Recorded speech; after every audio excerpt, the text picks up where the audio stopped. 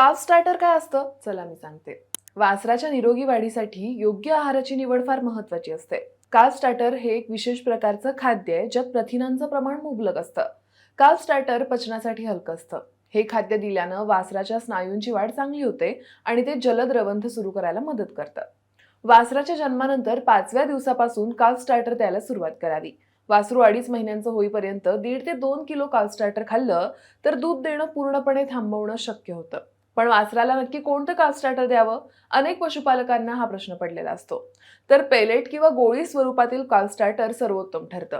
काल्फ स्टार्टरमधील प्रथिनांचं प्रमाण साधारणतः 24% असावं. याशिवाय त्यातील पचनीय घटक जास्त प्रमाणात असावे, जे वासराच्या शरीरातील पोषण प्रक्रियेला मदत करतात.